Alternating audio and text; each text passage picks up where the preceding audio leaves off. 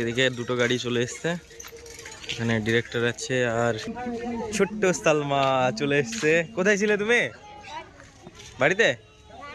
গাড়িতে ছিল তো। সব এইদিকে দেখতে পাচ্ছি বিশু। বিশু কিন্তু আজকে খুব ড্রেস আপটা খুব ভালো লাগছে, মানে বয়স্কর একটু অভিনয় আছে আজকে, তাই তো বিশু? কি অভিনয় করবে আজকে বলো? বয়স্ক মানুষরা এখানে তো আজকে আমাদের ফার্স্ট শুট করছি, এখানে শুট করব। তো এই যে মাচান, এখানে সবাই আছে। এই যে শফিক, রিয়াজ। রিয়াজের কিন্তু ড্রেস আজকে সুন্দর আছে, সবাই মাচানে বসে আছে। শাহিন, এই ছেলেটা কে রে? আজ 3-4 দিন ধরে দেখছি এইখানে জিম ধরে বসে আছে। কি জানি? তো আমরা চলে এসেছি এবার শর্ট করতে টেস্ট প্লেসে। তো সব কিছু রেডি করছি, এবার চেয়ার নিয়ে চলে এসছে। আর বিশুর এখানে শট আছে, বিশু, রিয়াজ। এই যে বিশু, রিয়াজ, এত সুন্দর লাগছে, মানে রিয়েল একদম, মানে সত্যি মনে হচ্ছে যেন একবারে বয়স্ক দুজনেই।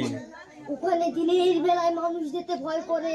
অসাধারণ, ভয়েসটাও খুব সুন্দর করেছে। তুমি কি করবা? একবার চলেন না দাদু, যে কারণে আপনাদের গ্রামের মানুষ ওই কুয়োর কাছে যেতে ভয় করে। আবার অটোমেটিক রিহার্সাল করতে আজ আমি খুলে চলে বলবো। এসেছে রিয়াজ।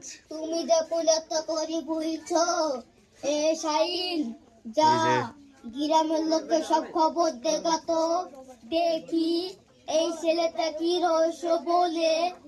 ঠিক আছে দাদু। আর এই যে সব মানে পল্লব, লাঠি সবকিছু নিয়ে সবাই রেডি, এই তো দেখিয়ে দিচ্ছে খুব সুন্দর ভাবে। এখন দেখাচ্ছে।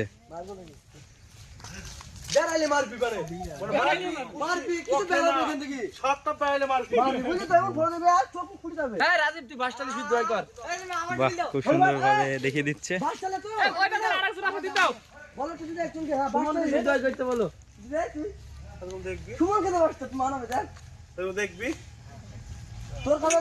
এই তো কিভাবে আপনাদের সবাইকে অনুরোধ করে বলছি, যেভাবে হোক আমার প্রেমিকাকে খুঁজে দেওয়ার ব্যবস্থা করুন।